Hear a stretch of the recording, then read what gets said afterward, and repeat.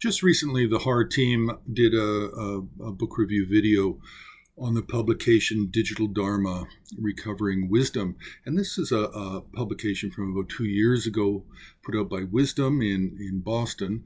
And it's basically giving a kind of a synopsis life story of Gene Smith, and then going into his primary project that he was worked on in the last decade or so of his life, which was called Tibetan Buddhist Resource Center, which was then changed to Buddhist Digital Resource Center. And on the so we did a review on that and just talked about it a little bit. With more to come. But also on the Himalayan Art Resources website, we actually have a gallery page called The Collection of E. Gene Smith. Very few people knew that Gene Smith had any art at all. And it's actually incorrect the way it's actually, we have it kind of labeled, but that's just our standard way of doing things. But Gene Smith was not a collector. He did not collect Himalayan art. He might have collected some other things, but such as books, of course, but he did not collect Himalayan art. But he did have in his possession a collection of Himalayan art. And this is kind of like four categories. We have paintings and a textile. We have sculpture. Then we have a set of the 25 disciples of Padmasambhava sculpture. And then we have ritual objects. Now, these are the four categories of the collection that Gene Smith had in New York City when he moved here in 2001. Now, prior to leaving India, he did have two other collections. And one of them was Naga tribal art. And the Naga tribal art was something that he actually collected. He actually liked, he enjoyed, and he picked up some pieces. But the tribal art was too old. It was antique art. And so what he did is he distributed it to the rightful organizations and academic institutions before he left India for Cairo.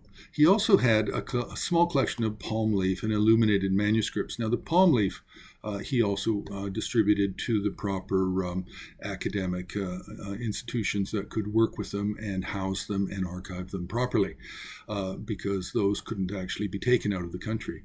Now, the Himalayan objects were really quite different because they weren't particularly old. As a matter of fact, the majority of the sculpture is most likely to be 20th century. But what's really fascinating is the 25 disciples sculpture. Those are unusual because it's very rare to find that, and to find an earlier version, an older set such as that. The ritual objects are really quite interesting because for the ritual objects, there's a few pieces, and we're really looking at a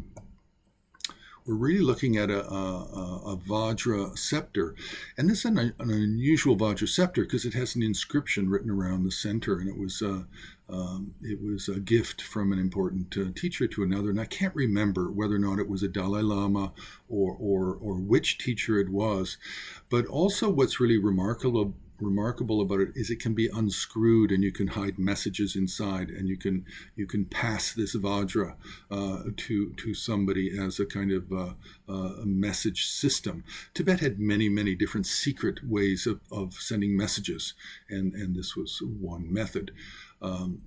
Now, in terms of some of the other ritual objects are really fascinating, but then there's a painting which is quite interesting, which is a Sri Devi Maxor Gyalmo, and this allegedly or reportedly by Gene, this was a gift. It comes from Dzongsar Monastery in Tibet, and it belonged to Dzongsar Khyentse Choki Lodro. Now, I don't know when Gene acquired it because I don't remember it in 2001. I remember it more in 2000 I think in 2003, and then he kept it in his office. So it's very possible that this was a gift by the current Dzongsar Khyentse, Jamyang Chukijatso. But the Sri Devi Maksur Gyalmo is one of the special protector deities of Sakya, as well as being a special protector deity of the Dalai Lamas, from where the Dalai Lamas originated from is from the Sakya tradition, and it was a special protector of Dzongsar Monastery as well. And so these are just two of the unique items, and we'll possibly go into more of the unique items later. But Gene Smith was not a collector of Himalayan art. These were all gifts.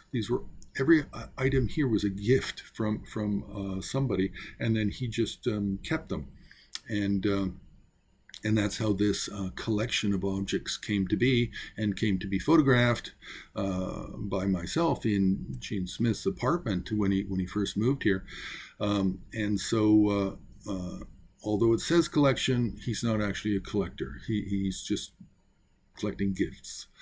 So press the like button, you can subscribe, you can join Har on Patreon, and you can make a donation on the homepage of Himalayan Art Resources.